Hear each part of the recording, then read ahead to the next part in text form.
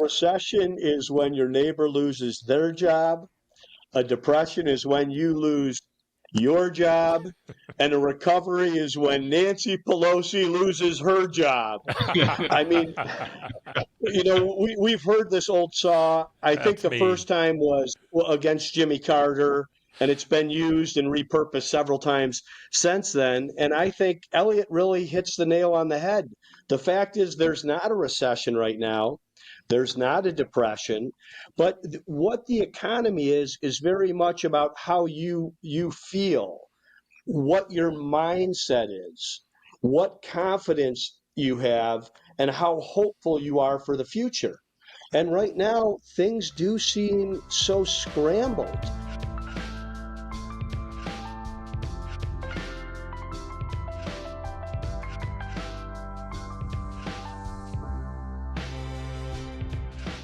This is Paul Johnson with The Optimistic American, here with our New Frontiers podcast.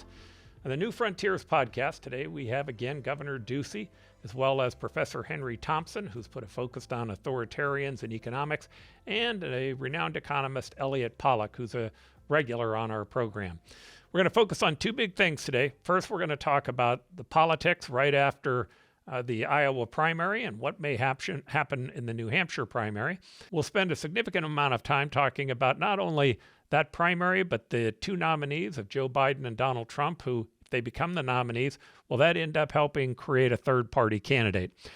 Then we get an economic update from Elliott Pollack, who will talk to us about what's going on in the economy and why oftentimes there's such a disparity between how the public has a negative view of what's going on in economics or in our economic situation and the reality of one of the most robust economies of our lifetime. And then last, we're going to talk about energy policy and what's happening in energy policy today and why Americans ought to be optimistic about it. So here we are going on with our show. Thanks for being here today. Well, I'd like to welcome all of you to the Optimistic American and our new podcast that we're going to be calling The New Frontier. And let me start with going around with our guests. First, Professor Henry Thompson. Professor, would you just say hello?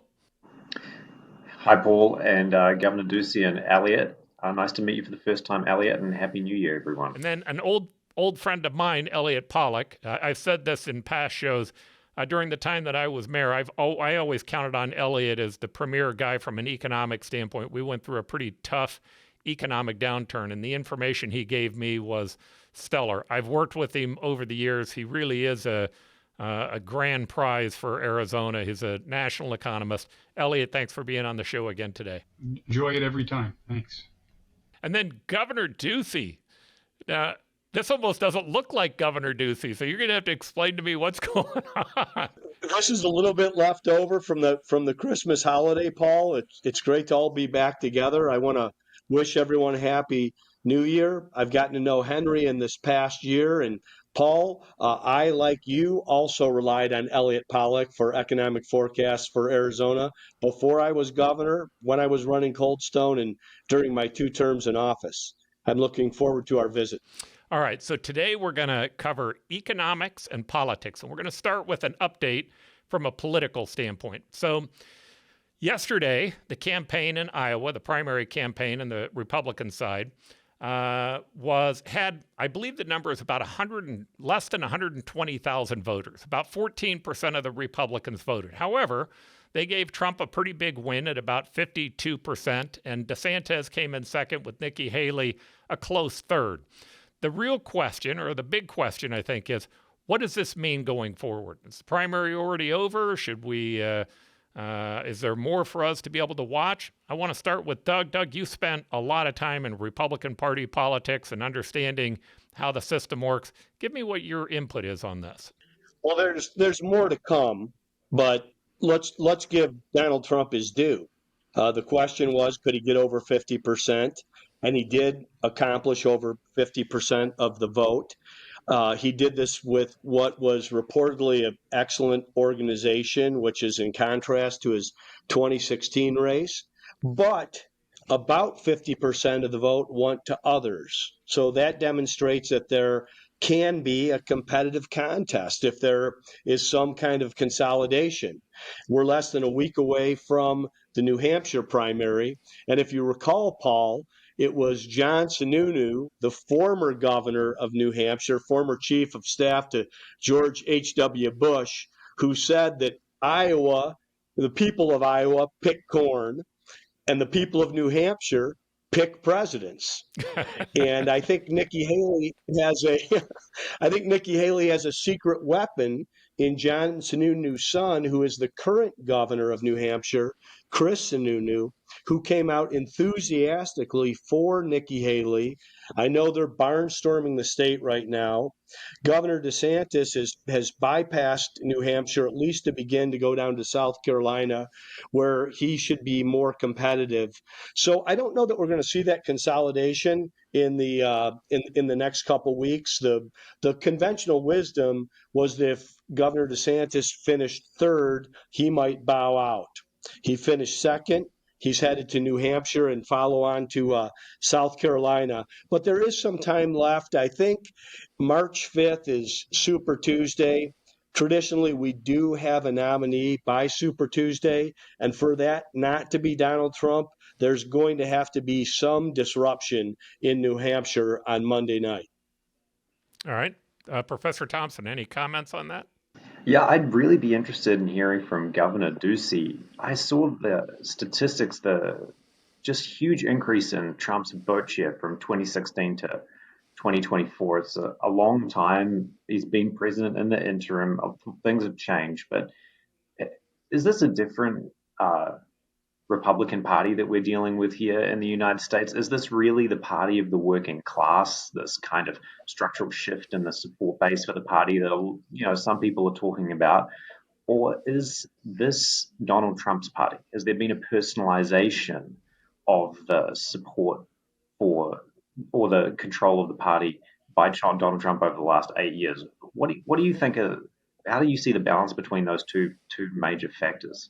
So I think the traditional conservative Reagan coalition that many of us grew up with still exists, but Donald Trump has changed the party. And the parts of it that I think that are good are really working men and women that have come into the party. I've always thought we shouldn't have a separation from owner and worker or CEO and employees. People that get out of bed in the morning and go and earn a paycheck should be looking for good economic policy. But what's different under Trump's banner is really the populism that exists, and what I would say is isolationism. We used to have a muscular American foreign policy, one that was really founded on peace through strength. This is much more inward looking. I think there are real issues with this, especially in the geopolitical situation that we have right now. And to answer whether this is Donald Trump's Republican Party or not, that's really what this cycle will tell us. That's what the nominating process is all about. I do think what we saw in Iowa showed strength. And also understand Donald Trump is basically campaigning as an incumbent president or Right. a former incumbent president. And I think even governors that were as strong as Ron DeSantis are now seeing how formidable that is. Yeah, I'm interested in your thoughts also on DeSantis. The fact that DeSantis has not really been able to cut into Trump's core support, do you think that's an indicator that there's this really strong personalist element to it, and that DeSantis was offering a policy package that was pretty similar to Trump's, really, to voters, but he just could not break them away from Trump? So is that further evidence that this is a more personalized party than in the past? And maybe it's going to be really interesting to see, once Trump is off the scene, who this coalition sort of coheres around. Yes, I don't know on that, Henry. I mean, the best explanation I've heard is if you can have the Rolling Stones, why would you hire the cover band? The A cover band, lot of the right? policies are the same, but for whatever reason, Donald Trump has figured out how to turn politics into entertainment, how to leverage celebrity to bring people into these rallies, these caucuses, and these events who had never participated in politics at all. I saw that firsthand in Arizona. When you're the governor of Arizona, you don't know everybody in the Republican Party, but the primary network is pretty small. And the first time Donald Trump came to Arizona and I was to introduce him at the convention center as a sitting governor, I walked out on that stage and I could have been in Arkansas or Alabama. I mean, these were You didn't all recognize new any faces. people in front of me. It was still over 100 degrees outside, and the line was around the block. So he definitely has brought new people into the process, and that's reportedly what happened in Iowa as well. These were many first-time caucus attendees on Monday night, which is unique and remarkable. That's really fascinating. Really fascinating. Elliott, any comments? Yeah, the thing that blows me away with former President Trump is that he is like bulletproof from all these legal issues. They seem to make him stronger, not weaker. And the Democrats have been all over it. Democratic attorney generals, Democratic judges, whatever it is. But things that would be lethal to a normal candidate have basically made him stronger. And I'm just kind of, is that likely to continue, or if things get worse for him, do you think it'll catch up between now and November? Well, I can give you my opinion on that. I'd love to hear from Doug first. Well, I'm going to let you go, Paul. I've been able to comment quite a bit on the former president. I do have some thoughts here, but you go first, because I think in many ways his enemies have strengthened him through some of these actions. Yeah, well, first, Elliott, I think to answer that question, you have to understand the group of people who have been pulled into the Republican Party. And I think many of them feel, there's talk about this war against the elites. I think oftentimes that comes from people who believe that somehow or another they've been abused in the system. My guess is going after him legally doesn't harm him any with that group of people. Now, we'll talk about independents and Democrats in a moment, and what happens in a general election. But my guess is that that's helpful to him. The real key is what happens going forward, and does Nikki Haley have a chance? I think what happened in the primary yesterday was DeSantis, while he came in second, that really was the end of his campaign. And I'm sure he's going to go out and try to do what he can to get to the next level. But it seems to me his real opponent today is Nikki Haley. Nikki in New Hampshire, as the governor said, is supported by Sununu. I think that's helpful. Chris Christie made this interesting comment where he talked about she's going to get her clock clean in what he thought was a cold mic. It ended up being a hot mic, and it was taken in. I think what he was talking about, I don't think he was talking about just the general election. I think he was actually talking about independent voters in New Hampshire, because he's been out knocking on their doors, meeting with them, doing all the work that you would need to do from an individual standpoint. And I think he believes that Nikki hasn't done that retail politics in New Hampshire that was necessary. Now, we're going to know on Tuesday whether that happened or not, but independents are the key to winning that election. And the fact that Donald Trump is what seems to be in polling way under 50% in New Hampshire says to me that Nikki Haley has a great chance. She probably would have a better chance, just guessing, if DeSantis wasn't in the race. But again, I think it's going to come down to independents. Governor? Maggie Noonan wrote a column when the first indictment came, and it was the prosecutor who actually ran on indicting Donald Trump. And one of the charges, of course, is in Georgia, but the first one was in New York, in the Southern District of New York. And I thought she very eloquently stated that Donald Trump's crime in New York was not against the people of New York. It was against his wife. I mean, unless this guy was going to be the potential nominee and named Donald Trump, no one would be indicted for paying hush money to a porn star. So I think that people see these things as weaponized and politicized. And while there are legitimate indictments. There's 91 counts out there because the first one was done around this infidelity. And this other one now with Fannie Willis seems to be unraveling with her own bad behavior and poor decision making, and the fact that she ran for attorney general or county prosecutor, whichever she is, on the fact that she would do this to Donald Trump discounts these indictments, and in many ways, I think has strengthened him. No, I agree with that, and actually on the case that's in New York today, that's going to be a fascinating case if it gets to the Supreme Court, because the real issue on that will be, is it a taking, right? But so it won't be the facts of what happened in the case. It'll end up instead being based upon the idea, can the state pass a law that says that if you violate that law, even if you hurt no one, that they can come in and take your property from you. And that's going to... First, I would not be at all surprised with this Supreme Court that doesn't get overturned at the U.S. Supreme Court. I agree with you. The very first case coming out of the chute being a case that was about infidelity, that seems to me to have been a huge error. The cases that Jack Smith had brought seem to me to be fairly legitimate cases, and one that, not that he's guilty, I do believe that you should have the presumption of innocence, but they at least appear to be more legitimate in the process.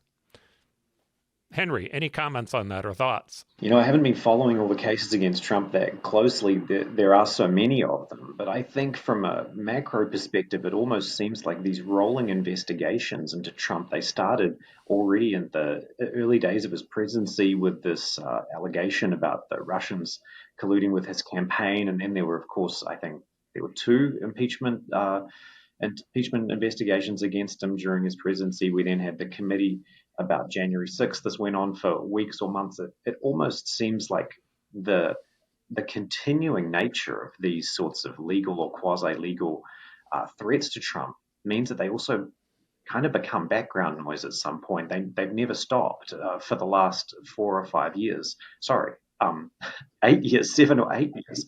And so maybe many American voters have a similar perception to mine, which is that they haven't followed them that closely because there's too much and it just seems to be grinding on, and maybe they focus on things that change rather than things that just seem to remain the same. Yeah, it does seem interesting. There's no doubt Donald Trump is unprecedented in his behavior as president and certainly after being president. There's also no doubt the actions being taken against him seem to be unprecedented. And so it becomes easy to figure out, depending upon what side you're on, who do you blame? Do you blame him or do you blame the people who are prosecuting him? Elliott, you started this conversation. What's your thoughts on this?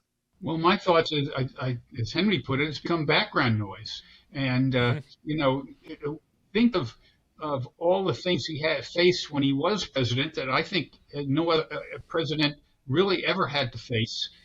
You could say, well, Nixon was impeached, but the bottom line is that he didn't have to deal with it for all 4 years of his presidency, which Trump did. And they basically came away with nothing.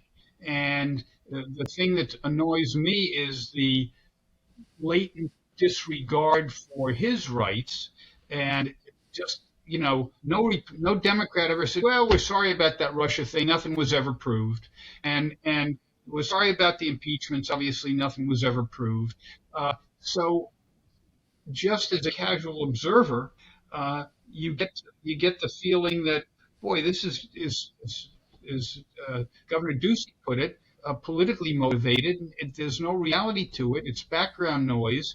And if you're middle American, you're somewhere between the coasts, you resent it enough to support Trump.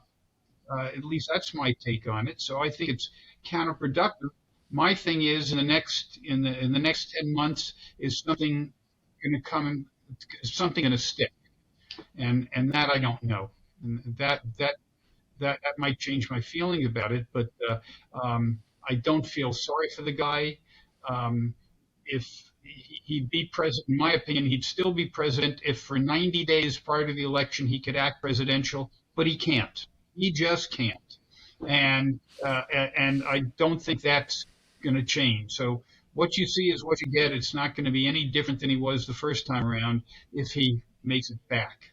Just asking Elliott, as an economist, are you frustrated that there hasn't been a real interrogation of any of his economic policies? I mean, the only thing that jumps out at me is he says, drill, baby, drill. I don't know what exactly that's supposed to mean. And then there's been talk about slapping a 10% tariff on every single import, regardless of origin, regardless of product.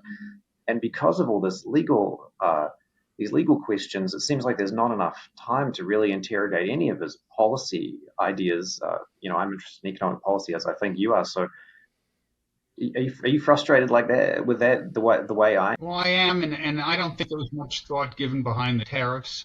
On the other hand, I think his policies, both nationally and internationally, strengthen things for the United States, and most of that has been undone. And I think that economically there is a clear difference, huge difference between where Trump wants to take the U.S. and where Biden wants to take the U.S. And I think that I'm hoping that this is a referendum on that issue, not a referendum on age and personalities. But the reality is it's going to be a referendum on age and personalities. I think that I'm like Paul, I distrust the primary system at this point because you've got to be an extremist to get elected, or to get nominated rather. But so my whole thing is, what are independents going to do? And when push comes to shove, are they going to be able to push that Trump lever when they get into the voting booth? And I personally have my doubts. Yeah, I find, Elliott, what you just said to be interesting. You talked about age and personality. I really do believe the following is true. Joe Biden, his policies, there are some things I definitely disagree with him on, but I think his policies wouldn't do bad in a general election if it were a Democratic president who was 20 years younger. What Biden has going against him, he can't fix. It's age. And I think most people just simply believe that at 80 years old, and in watching his behavior, certainly I know that he has a stutter, and he's had that for a long time, but applied with age, it makes his problem more complex. At the same time, he has stumbling and mistakes that he's made, gas. Now, interestingly enough, I think Donald Trump's problem is a problem of a psychological disorder. It's an antisocial personality that candidly, I don't think he can fix his problem any more than Joe Biden can fix his. My guess is it came from trauma. My guess is it came from things that have happened in his life. But his policies were not all that unpopular. His policies amongst independents, I think, would be very defensible. If it's the two of them by themselves, I think this is going to be an issue of age versus a disorder. And that's going to be what the focus will be of both of them. Now, you brought up independence, so let's talk about that for a moment. Chris Christie, it is being rumored that the No Labels Party is beginning to talk to him about being their nominee. The No Labels group is looking at trying to create a nominee, or a coalition group that would have a Republican at the top and that would have a Democrat potentially at the bottom level. This slide, I think, really kind of indicates in one of the better ways what's actually taking place. And if you look at the numbers, if you look at Joe Biden, what you'll see is that 74% of the Democrats say that they're going to vote for him. But it's unprecedented that 22% say they would vote for someone else.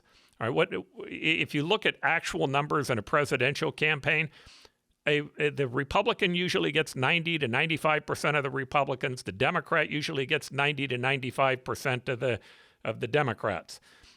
What you'll see here is on the Republican Donald Trump, about 29% of their base is willing to leave. You'll also see, this poll is fairly recent, like within the last week, both of them are down at about 35% of the total. That is unprecedented in terms of a low number. And then you go to the unity ticket, the third party or independent candidate, you'll see that they start somewhere around 20% of the vote without even having a named candidate. Now, one thought is it could get worse from there. But the reality is what the pollster, this was Frank Luntz's poll, what he's finding is that's the beginning point. that this is an opportunity, a real opportunity for a third-party candidate to be successful. Now, that's assuming you get the right third-party candidate. I know, Doug, you had some other comments besides that, so feel free to fill those in as well.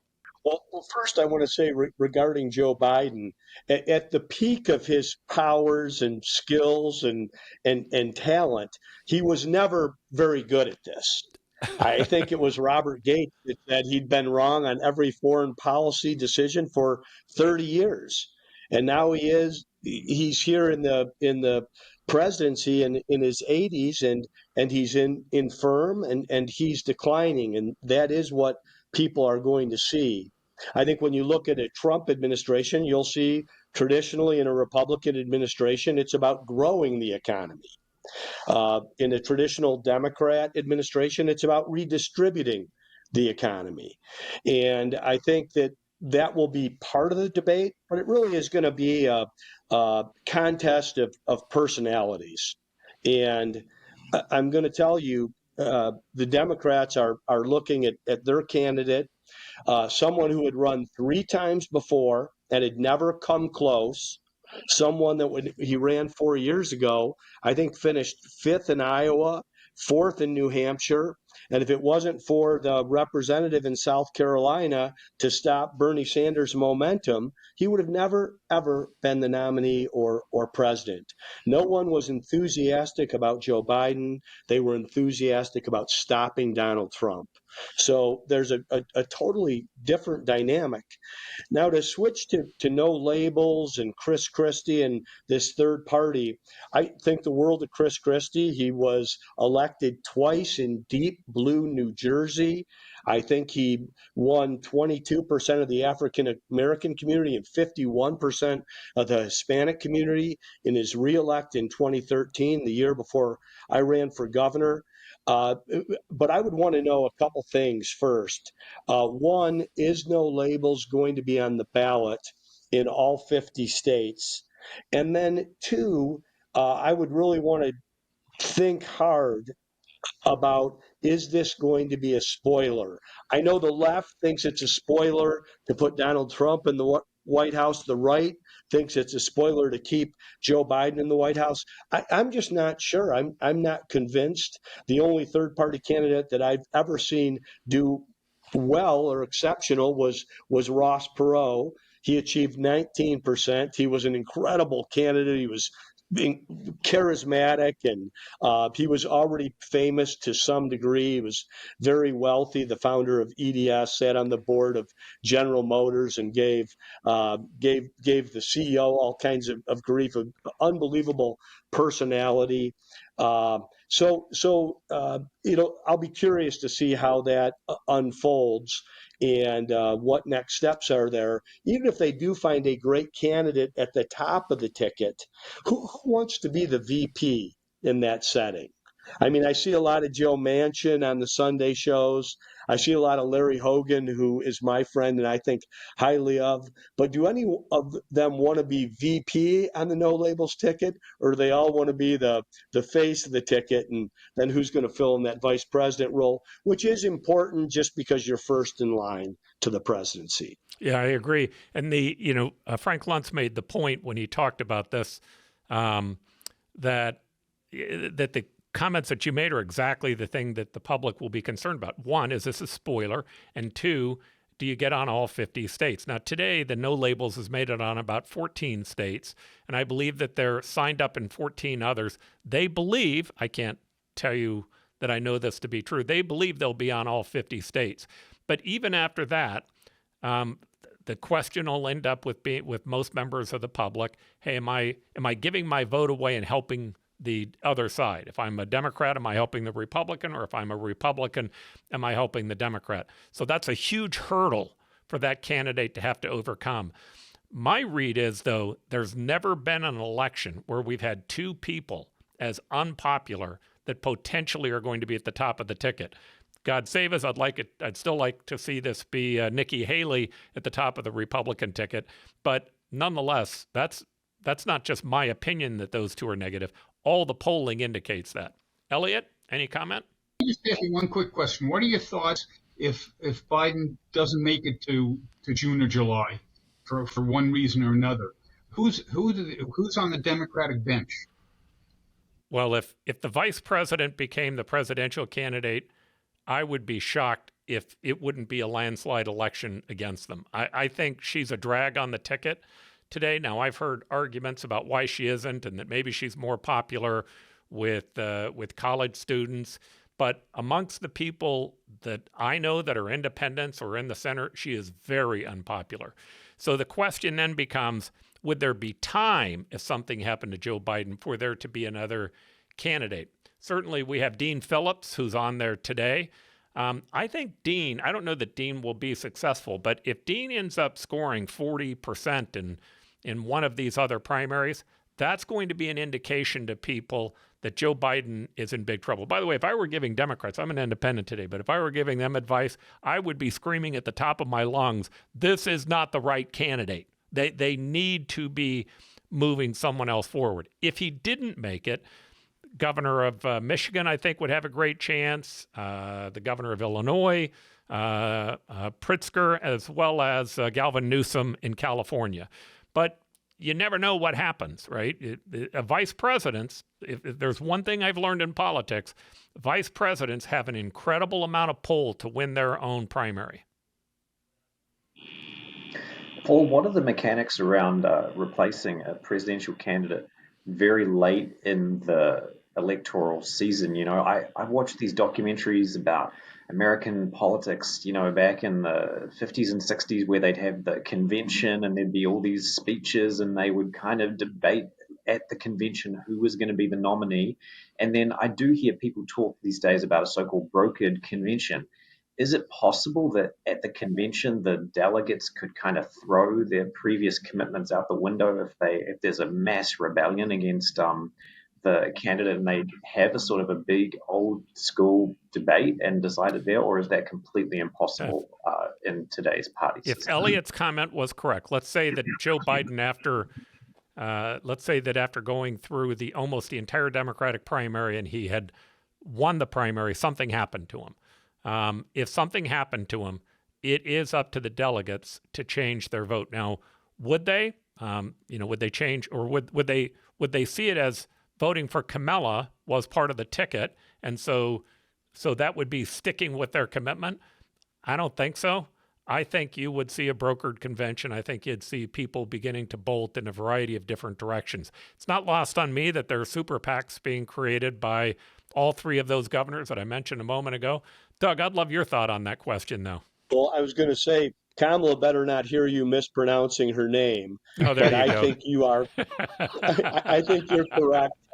You know, she couldn't even get to Iowa when she ran in the primary.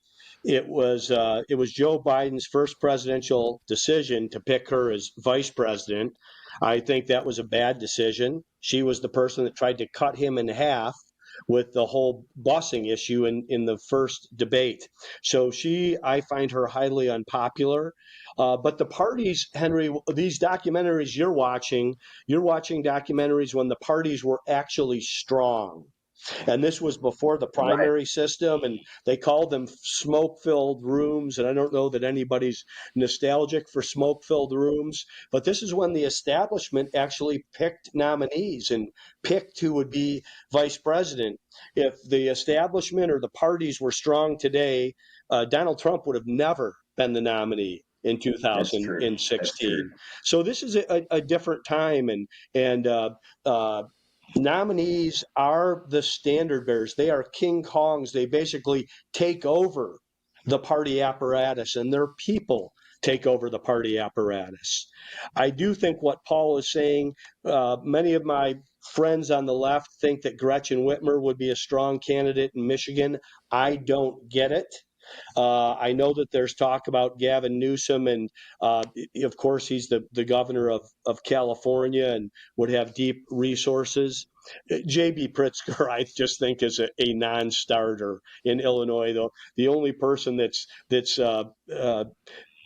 fanning the smoke machine for J.B. Pritzker for president is J.B. Pritzker and some of his extended family. So we'll see. I think Joe Biden, he's always wanted to be his entire life as president of the United States. He's finally president of the United States.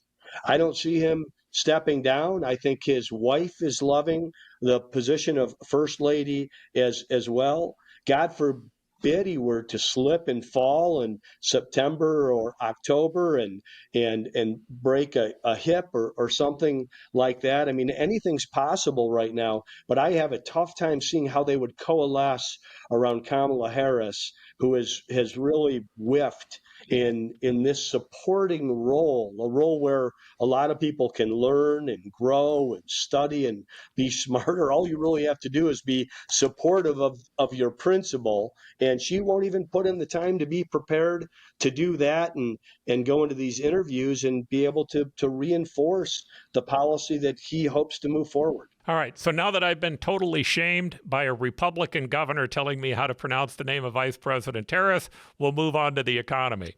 Thank you, Doug. All right. So, Elliott, here's my question as we move on to the economy. Did it unintentionally, but I was called out on that, so I just thought I'd have some fun with it. So I'd have all types of excuses, but I think I'd rather just hide my shame and go on to Elliott. So, Elliott, here's my question as we start. On the economy, it seems to me, in looking at this, that across the board, on unemployment numbers, on GDP growth, on all of these factors, the economy seems to be doing really well. And yet, the public doesn't necessarily believe that it's going positive, and there is a lot of negativity around Joe Biden and his economy. I'm trying to figure out how to meld these two, and hopefully you can first tell me whether or not I'm correct. Is the economy doing as well as I think it's doing, and if so, why? And then maybe address that second issue about why it is that so many people feel that it's not. Well, I think there are a lot of takes on this. The economy is very unusual right now because of two things that have never happened before, individually or certainly not in tandem. The government managed to pour in between the CARES Act and the American Rescue Plan and the Infrastructure Investment Jobs Act, which is an oxymoron, and the Inflation Reduction Act, which is even more of an oxymoron. Basically close to $7 trillion. That's with a T. That's a lot of money. That's 9 zeros. And the CARES Act was clearly necessary. The government took the extreme step of closing down the entire economy, and there were so many people who couldn't work from home, who were in the service industry, who faced people who were out of a job. If they didn't do that, we would have been in a depression in no time. So that was necessary. Was it well done? Not really, because everybody got money, whether you were working from home and or what, everybody got money. Given the timing of it, it was probably a good decision. On the other hand, the American Rescue Plan was throwing $2 trillion on an economy that had supply constraints at a time when the economy was recovering, when people were coming back to work simply because they could. And that's one of the reasons we have inflation now. And the Infrastructure Investment Act, they changed the definition of infrastructure to include things that nobody on this call would consider infrastructure. And the Inflation Reduction Act just added more fuel to the fire. So what happened is consumers had roughly, at the peak, $2.5 trillion more in cash than normal. That's a lot of cash. And because of that, when COVID ended, when the restrictions ended, people just spent like crazy. They basically went out to restaurants when they could get in. They went on vacations. They bought new goodies. And why? Because they had tons of cash. The best group that follows this is the Fed of San Francisco, and it's gone from about $2.5 trillion to about 300 million. Now, 300 million is a lot of money, but the average consumer who is in the bottom two quintiles basically is out of that money, and the others will run out of it. Thank you. probably sometime in the first or second quarter of this year. And I think that people recognize they're on borrowed time. Good news is that real incomes are up a little, but mainly in those bottom two quintiles that are starting to run out of cash already. The upper quintiles, basically real incomes are down, which is very unusual. So that's one thing that has kept the economy going far longer than you would normally expect. Second thing is that when people came back to work, there were several groups that couldn't come back the way they did before. First of all, boomers, people over 55 who were not disabled. They basically did not come back to work in the numbers that left the labor force during COVID. And that's simply because they looked at their 401k, they looked at their house value, and they simply said, you know what, I've been off for a year, I'm done. Basically, they retired early.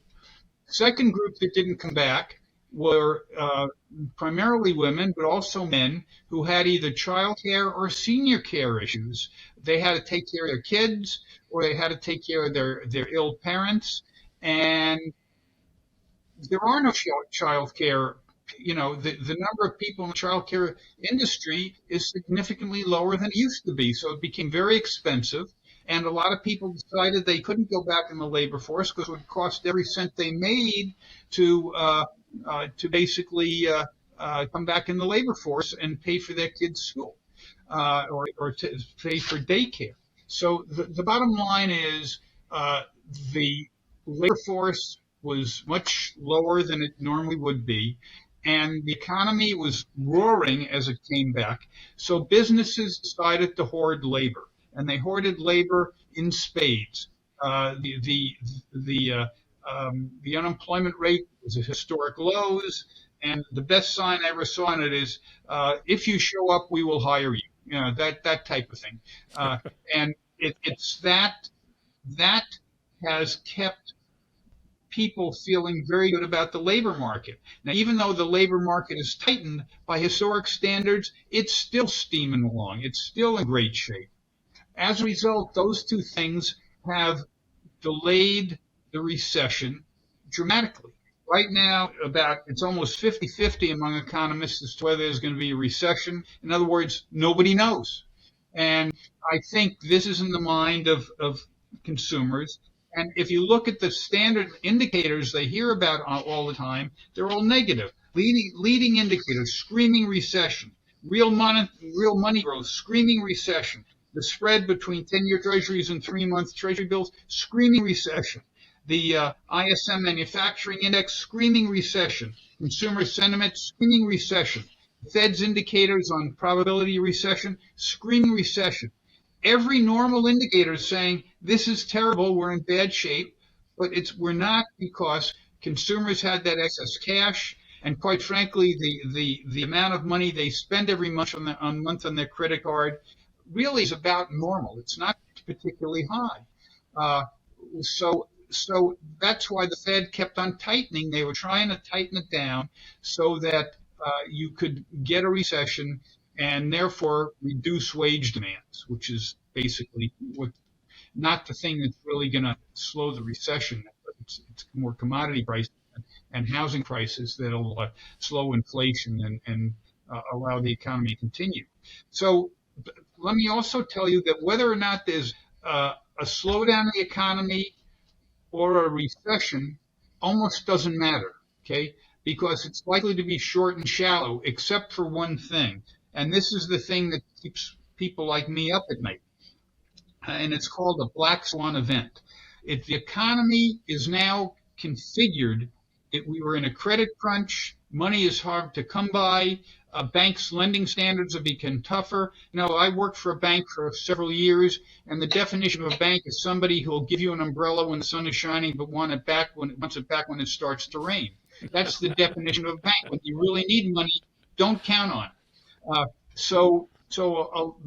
That illiquidity configures the economy so that if something goes wrong that might have been a speed bump in a normal economy, becomes a real serious event and has ripple effects. That's the risk. Risk of that, probably 30%, that we have some event. It's a black swan event because nobody can say what it's going to be. And quite frankly, if you could say what it would be, that means people would be fixing it. So, it's something you don't see. I don't know what it would be, but that's what scares me. And I think that the news of traditional indicators that the news media talks about all the time basically are worrying people, and people are starting to run out of cash. But the economy is in better shape than anybody expected at this time. I thought there'd be a recession in 24, but even if there is, it's going to be most likely going to be mild. Could it be worse? Yeah. And also keep in mind that the federal government deficit this year, which was a reasonably strong year, is 6% of GDP. It's $2 trillion. And the deficit's going to be $2 trillion as far as the eye can see.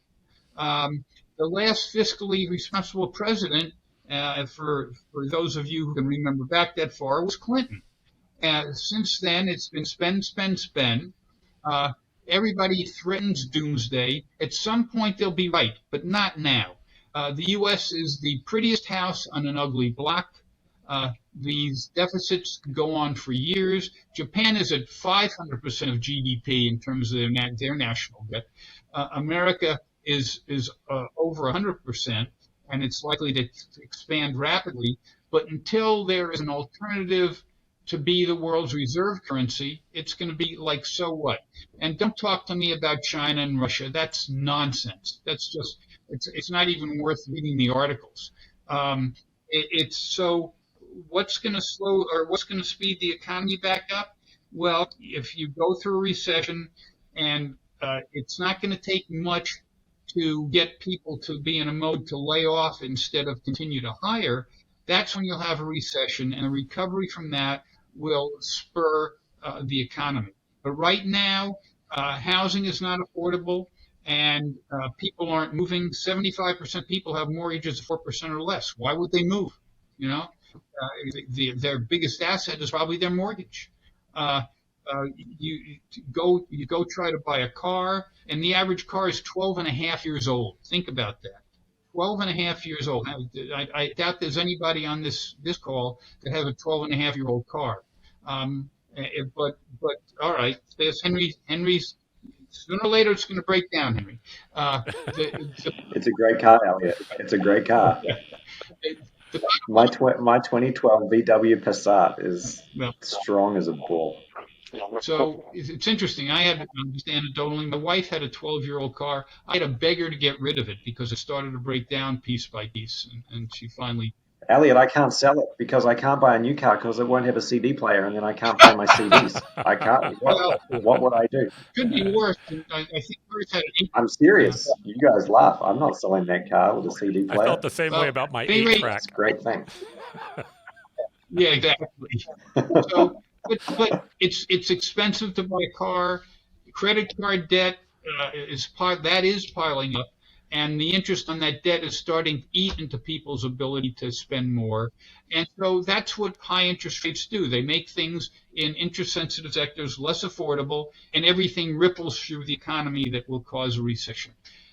Is the economy configured for that to happen? Not at the moment. It's not the first quarter this year. The fourth quarter, by the way, is likely to be about 2% growth, so slow down from the third quarter, but still not bad at all. But it's still in front of us, and I think that's what worries people. They're not sure what to expect because they're pummeled with bad news that has been buffeted by those two events, the huge flows of money into consumers' pockets and the fact that the labor force participation rate really is lower than normal. And things are better than expected. Obviously, the stock market is not discounting any recession at the moment. They think we'll just have soft landing. This would be the first time, by the way, in 111 years since the Fed was formed in 1913 that they were able to slow inflation without a recession. So the odds are still against them that will happen. because it hasn't happened throughout history. But we've never had this situation before where there's this ungodly amount of money. Milton Friedman used to call it helicopter money. It's like, if they throw out a bunch of $100 bills, people are going to pick them up, and what's going to happen? They'll spend it, but they're basically now have more money to spend on the same amount of goods because you didn't increase production, and so you have inflation, and that's basically where we are now. All right, Governor, any comments or questions? A recession is when your neighbor loses their job. A depression is when you lose your job. And a recovery is when Nancy Pelosi loses her job. I mean, we've heard this old saw. I think the first time was against Jimmy Carter, and it's been used and repurposed several times since then. And I think Elliott really hits the nail on the head. The fact is, there's not a recession right now. There's not a depression, but what the economy is very much about how you feel, what your mindset is, what confidence you have, and how hopeful you are for the future.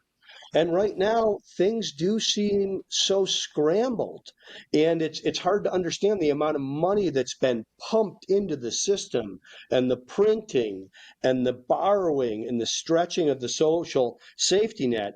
So to me, the question people are answering is, are you sensing inflation? And just go do the shopping this week rather than having someone else in your household do it. You will be blown away by what just a basket of goods cost versus a shopping cart of goods. Real wages are down 3% since Joe Biden came into office. And although inflation is cooling, we know it was as high as 9% year over year. So people basically feel like they're falling behind, and they don't sense that they're catching up, even if they are still employed. And to me, that's the crux of the dilemma of why we could have a decent economy from an employment standpoint and participation standpoint across the board. None of those metrics matter to people. If you feel like you are falling behind, that you're working and earning less, and you can't afford what you used to enjoy, then you're concerned and you have anxiety. And with Joe Biden going out there and beating the drum on Bidenomics, I think it's like nails on a chalkboard to people that feel that they're falling behind and then have to go buy some groceries or grab something at the corner market and are shocked at what the cost is. Yeah, and that's not going to stop.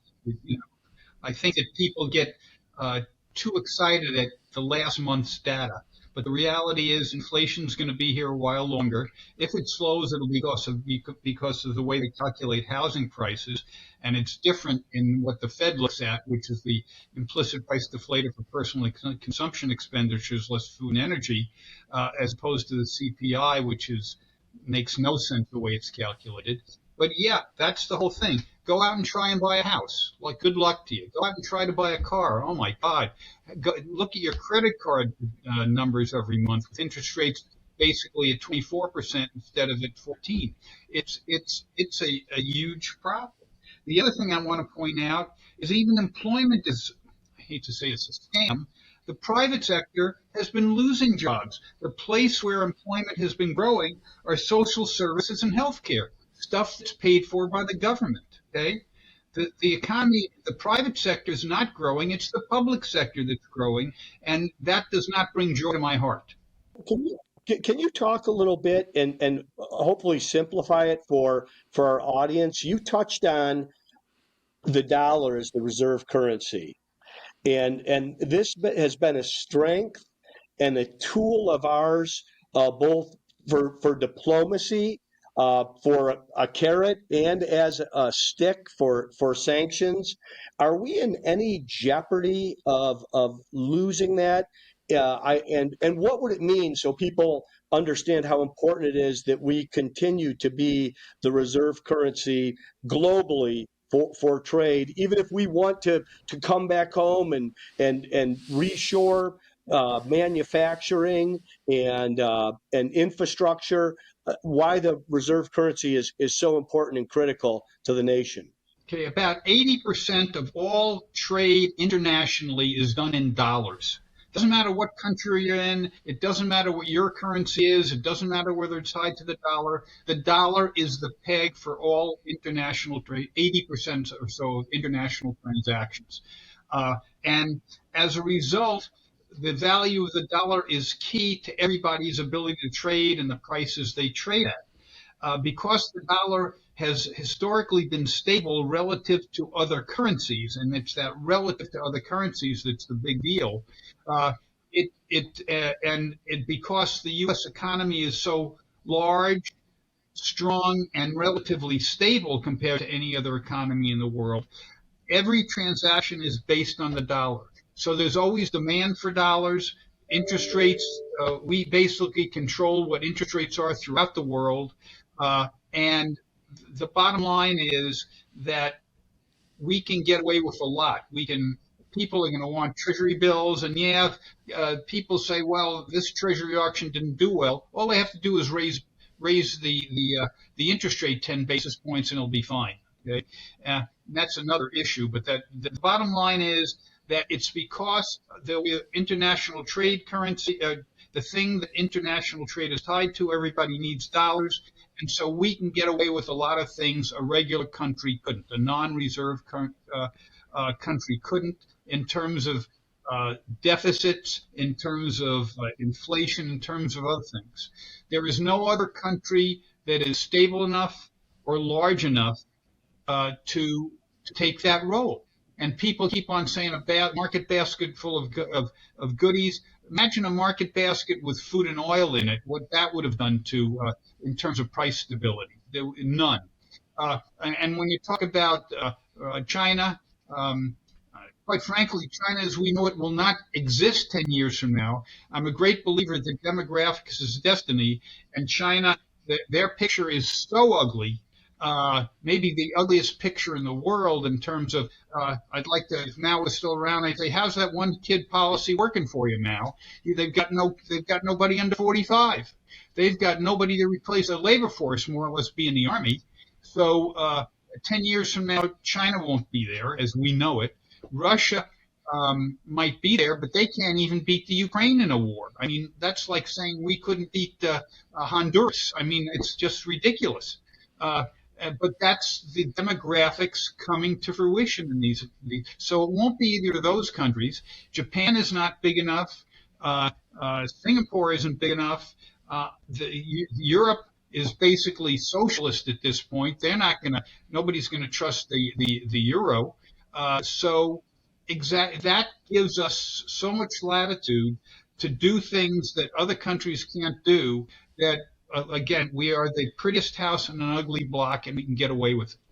If there was another competitor, that would force us into being more fiscally responsible. But I don't see it existing now, and I'm not sure when it will exist. Pretty house on an ugly block. Henry, any comments or questions? I basically agree with everything that the governor and Elliott have been saying. A country that I follow pretty closely is actually Germany, because I lived there and studied there for a long time. And that's the biggest economy in the world that slipped into recession last year, end of last year, and the economic outlook is really bad. And the comparison is kind of interesting because the reason is, on the one hand, is because of the energy shock. They lost access to the cheap gas from Russia. That's crushed their manufacturing sector. So they've got a massive slump in manufacturing. And there's talk about VW alone having to close 2 automobile factories, laying off tens of thousands of people in Germany. So they're in a real crisis in manufacturing. The other thing that is a problem for Germany and for Europe, high value added manufacturing in Germany and Europe at the moment is China's economy not doing so well, because they were the ones that bought all the expensive cars and machines tools and all the rest from Germany. So America at the moment is actually benefiting from the fact that it's not dependent on foreign energy. It wasn't dependent on Russian oil, and that the American economy, we import a lot from China rather than exporting to the Chinese. Those two things are working in our favor compared to in Germany, where things are really looking very, very dire. So those things, I think, those are stable structural things, and the comparison to Germany shows that America is actually looking okay. But to come back to Elliott's point about the black swan, I've been reading a lot about the rolling over of commercial real estate loans in big cities where you've got this move to work from home. And I think that a lot of people are talking about if there is a potential black swan or a gremlin out there in the American economy that could come out and really create problems in the next year or 2 to 3 years as big real estate developers have to roll over their loans, which they normally have for 5 or 10 year terms, on office buildings that have got vacancies of 50, 40, 60%, and they're not going to be able to afford the higher interest rates with that sort of cash flow. So I think that there are some potential black swans out there, and commercial real estate, the commercial real estate sector is potentially something that could spark a bigger financial crisis. That'd be the one that leaps out at me as a potential problem. Elliott? Yeah, absolutely. And it's the office market as we know it is dead. And it's going to years, maybe a decade, to repurpose a lot of those buildings. The apartment market there's a lot coming on stream in a time when household formations are constrained because of people's concern about the economy, and rents are way up in relative to where they were pre-COVID, let's put it that way. And so those markets are going to be really constrained. I keep in mind, got to keep your fingers crossed. The government usually, as a lender of last resort, will allow banks to keep this stuff on their books at cost rather than at market.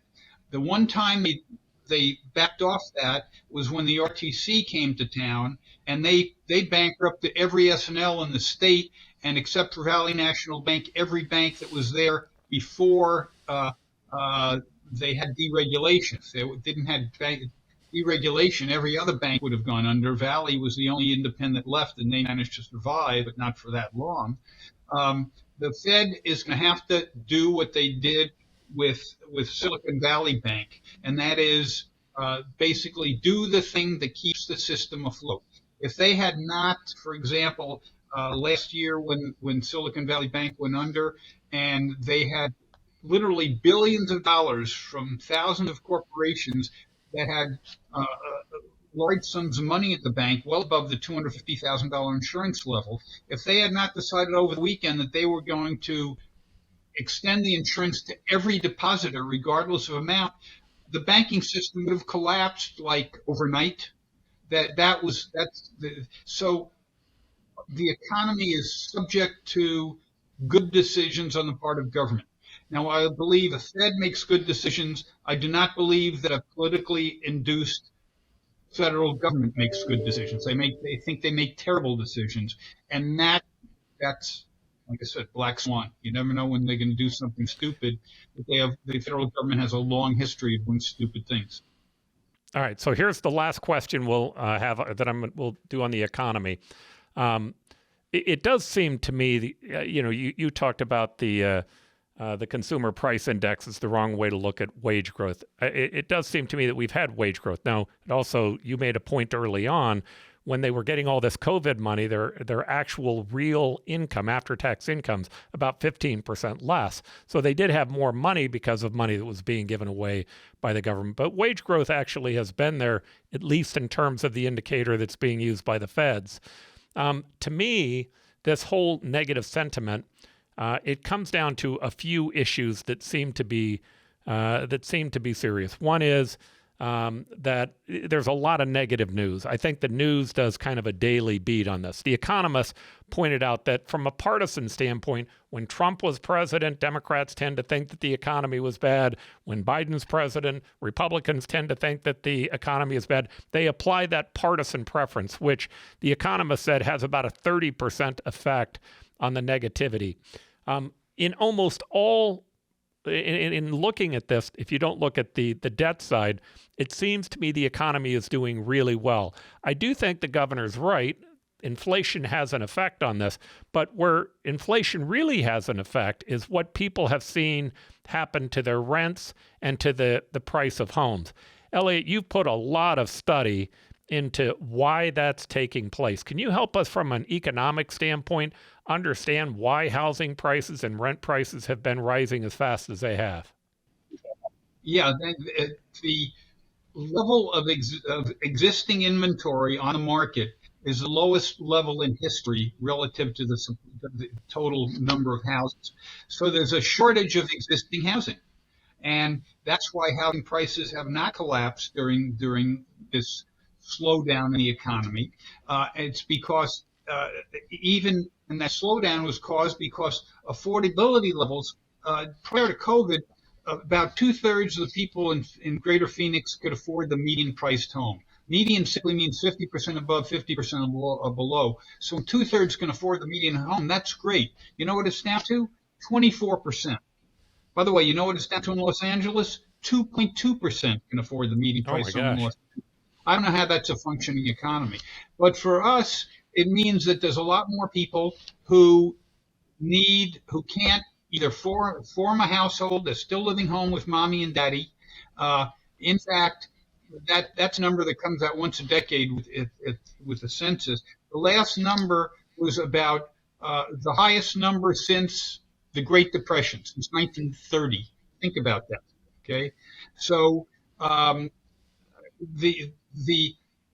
there's a lack of supply of single-family homes, and as somebody who's intimately familiar with that business, what used to take a year and a half now takes 3 years, and that is government regulation. It's the most overregulated industry in history. There is it is a classic bureaucratic response.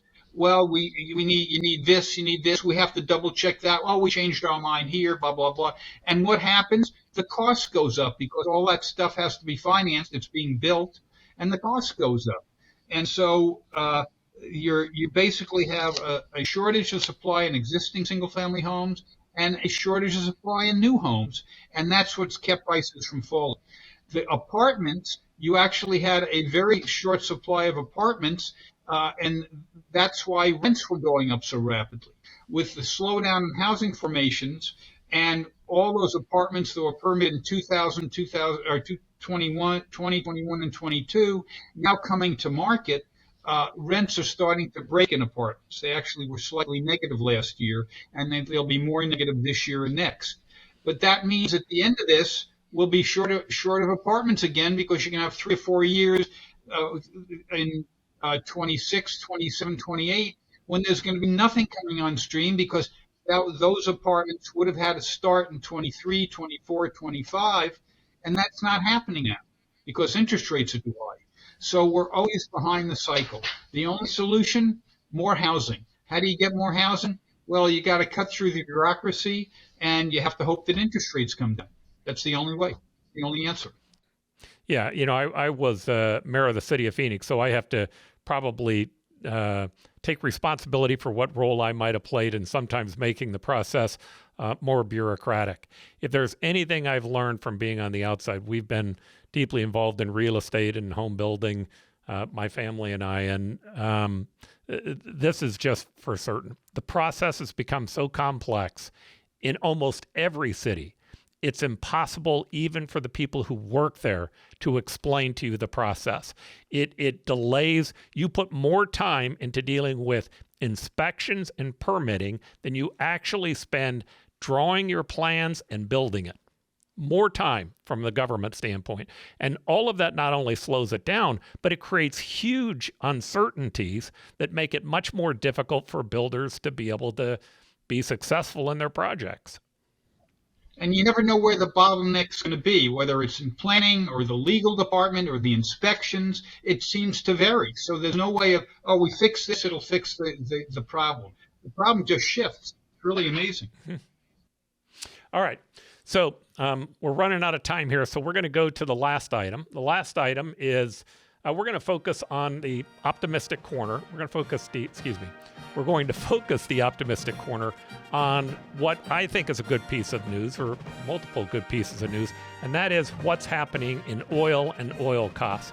The United States certainly has found itself in an enviable position in that we are energy independent. But I want to talk a little bit about that and give people some slides, because I think there's some important things to look at here. So the beginning point is we hear an awful lot of people who are deeply concerned about what's happening today in terms of carbon monoxide output. And certainly there are issues that we have to be concerned about, including global warming and others. If you go back to the 18th and 19th century, our source of energy for lighting was whale oil. Between 1846 and 1852, we had an estimated of 8,000 whales that were slaughtered each year. A single sperm whale, the species that the whales hunted liked the most, could actually yield up to 40 barrels of oil, for most of which was used for lighting.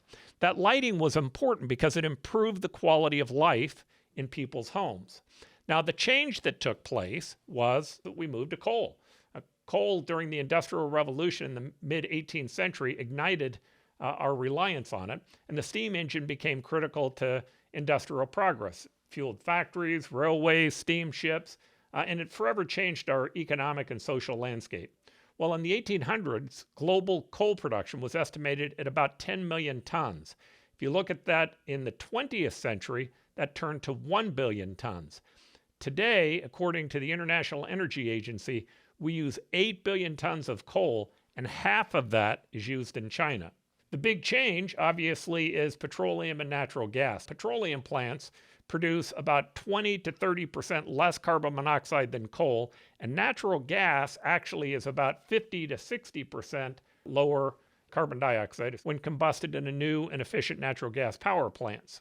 So one of the big keys here is that OPEC and OPEC Plus began in 2016 to put together a coalition to try to have a better ability to ensure that the price of oil didn't drop. So they combined with Russia. You can see here the blue was the old OPEC nations, the yellow was the new ones. But their ability to be able to combine forces had a dramatic impact on pricing. Well, the OPEC country that was there in 1960 that you can see on the left, that was Iraq, Iran, Kuwait, Saudi Arabia, and Venezuela. And since then, the organization expanded to 13 countries. But in 2016, they dramatically increased that by adding Russia. So in 2020, Russia began to work through that process to dramatically drop the amount of production that was being done so that they could increase prices. OPEC produces about 38% of world production that year. OPEC and OPEC Plus countries combined to about 59% of all global oil. The shale revolution allowed the United States to extract more oil than any other country in history. We offset desperate efforts by OPEC Plus to curtail production in order to prop up prices. The U.S. now produces about 13.5 million barrels of oil a day, and we're on our way to 14 million. But by 2023, the superfrackers became actually more concerned with trying to constrain prices as well. What you'll see here is the amount of shale production that actually is available in a variety of different places throughout the United States and what it's doing to actual demand. But the key point here is that if you look at the dates down at the bottom, you'll see that we still have some growth to go in shale production, but over time that's going to curtail off. Now that brings us to what we call the major pumpers, or the big companies, Exxon and Chevron. Exxon had a partnership with Pioneer Natural Resources, which is a fracking giant, for about a $64 billion merger, and it doubled Exxon's production capability in the shale-rich Permian Basin of West Texas to about 1.3 million barrels of oil a day. This was Chevron's $60 billion acquisition of Hess, which is an independent producer. And like its larger rival, it hopes to produce production by applying an advanced technology and financial muscle. But these two acquisitions had a huge impact because these companies have made a decision, Exxon and Mobil, that their goal isn't to try to reduce the amount of production to try to increase pricing, but instead to make money the old-fashioned way, which is by producing a product that people want to buy. And the shale product and the fracking process actually gives them a much cheaper ability to be able to turn off and on. They call it a short cycle production, and it can quickly be flexed depending upon the near-term vagaries or on demand. Now, Guyana, which is a country, if any of you have been following, has had a border dispute. You can see that on the map here. But Venezuela is trying to flex their muscle to pull in to its country a portion of that has a larger oil production in it. But nonetheless, this has been a huge success for the United States to get both of these companies in. What you can see here is that we're back to about the 2020 standard, and you can see that there's growth still left for us on the upside. You can also see here how the the carbon dioxide reduction that takes place from coal to natural gas. Natural gas can be about 50% less in carbon dioxide. The next slide are the sources and sectors. You might have to download this, but this really does a great job of showing you where oil's coming from and where it's being utilized. So as an example, the coal-fired would show you what's being used on the industrial side versus residential. Now, of course, the big issue that we're facing is that with global warming, there are a lot of people concerned still about the increased amount of production that we're having of petroleum and natural gas because it still has a carbon footprint. But the answer tends to be trying to shut it down, which would be harmful to the economy and obviously drive up oil prices. I always like there's a mayor of New York who once made the comment, you could never have more than 1 million people in New York, because where would you put all the horses, right? The answer is, from a technology standpoint, we're going to continue to make improvements. On this slide, this one was actually surprising to me, and I'm interested in any of our listeners who might give me counter information to this, but this pointed out that wind production has actually gotten up to about 10% of our total production, and about 3% now comes from solar. There's still growth in both of those areas. Obviously, we can be doing a lot more on nuclear fission. Today, I think we have one plant that's going to be coming online in Georgia, and then I don't think we have anything in the process to improve nuclear over time. But long term, that is a huge ability for us to reduce the amount of carbon and still increase the amount of energy. But fusion is really where we have huge potential from a technology standpoint. Now, on fusion, unlike nuclear fission, this process uses the world's nuclear plants today. It's generated by a division of atoms. And the point that we're making in these next two slides is that there's a lot of progress that's actually taken place in this. This particular slide shows that scientists have successfully replicated the historic nuclear fission breakthrough now 3 times. And the next slide just shows that the United States government has now actually done a large investment into this technology. And then last is carbon recapture. I find this to be fascinating because you have energy companies that are getting into this to try to recapture carbon. It's being fought by environmentalists on a number of different stages, which makes me wonder why, right? Meaning, if the goal is to try to get rid of carbon, this seems to be a proven technology that works. Now, of course, if your real goal isn't to really fix the carbon problem, but to try to reduce the amount of economic output that's happening because you believe that overall that's creating massive damage to the environment, carbon recapture ends up being an easier answer to a very complex problem. The whole point of this is there's a lot of work that's going on this, and in the United States today, we're very fortunate that this shale revolution ended up taking place. It dramatically increased our ability to deal with shortening oil supplies around the world and to make us less dependent upon them. But of course, long term, our key is to find alternatives that work that produce less carbon. With that, I'll open it up to any comments that anyone has to end the show here today. And it's interesting because the environmental lobby is going to be an issue. But if I'm even half right about China, we're going to be in a situation where energy demand is going to increase over the next decade by perhaps 50%. And in places like California, where they're mandated in electric vehicles, they will tell you on certain days that basically don't charge your car between these hours. I mean, electric cars there are maybe 5% of what's on the road, and they're already telling you they're running out of energy. So it's going to be really interesting because you have some states that will expand the grid as quickly as they can. Texas is one of them. I used to say it would be Arizona, but I'm not so sure anymore. But it's going to, grids are local. And so some states will be huge winners, and whether they win or not will depend on their essentially public utility commission. Yeah, Paul, I'm kind of with Elliot on this. I admire your technological optimism, but I'm a political pessimist on this issue because when I look around the world, I just see so much incompetent energy policy. I just mentioned Germany. This recession they've just entered is a problem of entirely of their own creation because they firstly made themselves completely dependent on direct deliveries of Russian natural gas, and then shut down their nuclear power plants. And then, of course, when the Russian gas ran out, they couldn't cope.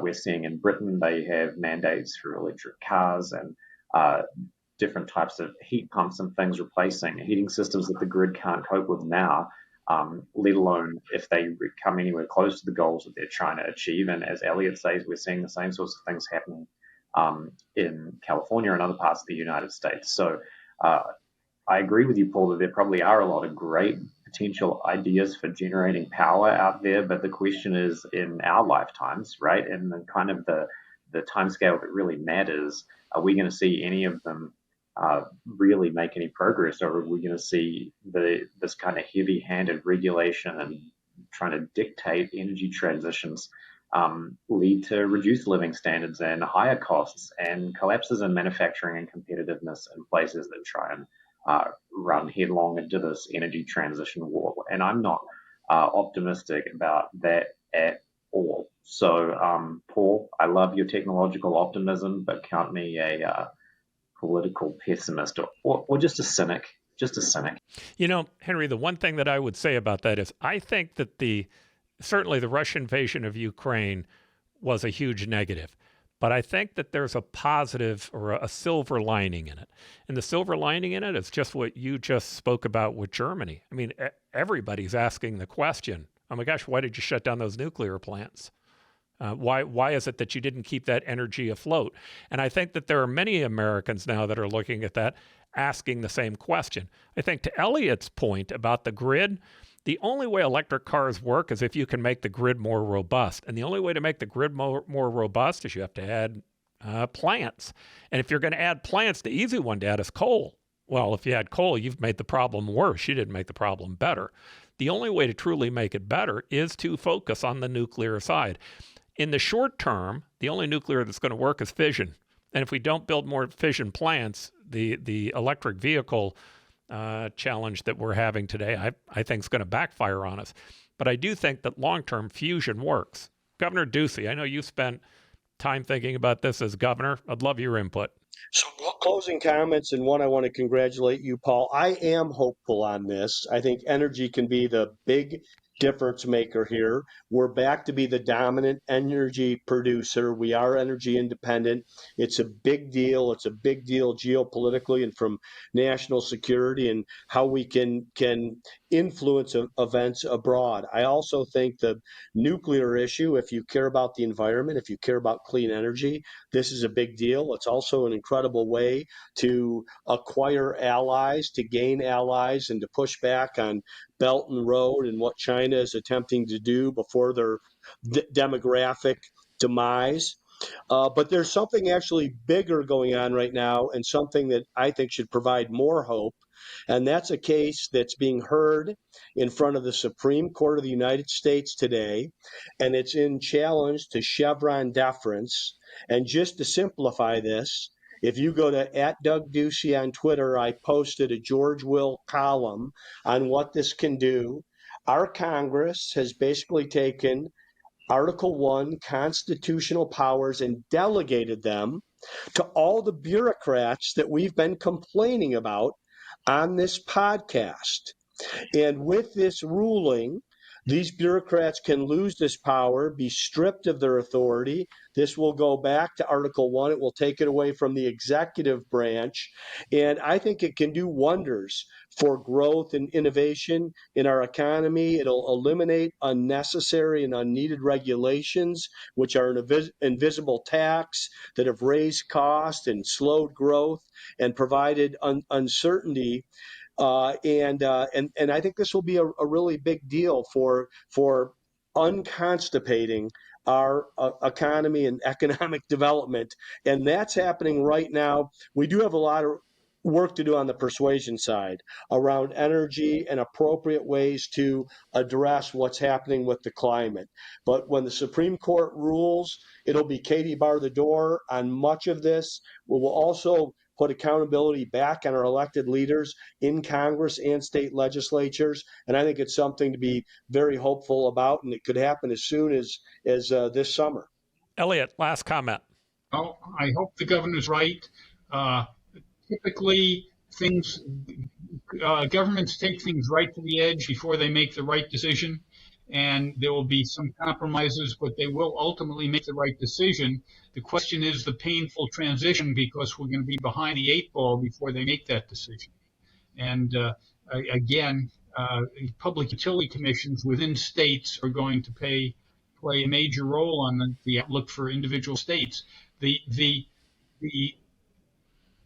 Texas, California, and Mexico, that will be the hub of all this stuff. The need for more energy and the ability to resolve the issue.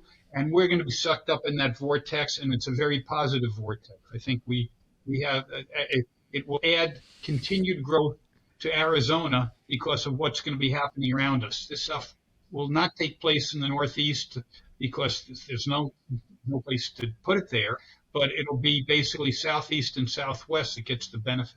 You know, I do think there's a different way to approach problems like this, and you can either approach them with pessimism or optimism. The pessimistic viewpoint says, hey, all these energy sources are going to create us a bigger problem. We need to slow them down, and it doesn't matter what effect it has on the economy or people. Now, the problem with that, I spent a lot of time in Poland and in the Eastern Bloc countries after the Iron Curtain came down. And one thing I can tell you absolutely for certain is that when an economy goes bad and you don't have energy, it is not beyond people to go out and strip every single tree of every single limb that it has to make certain that they're warm in their homes. There is no way that poverty ends up improving the environment. It harms it.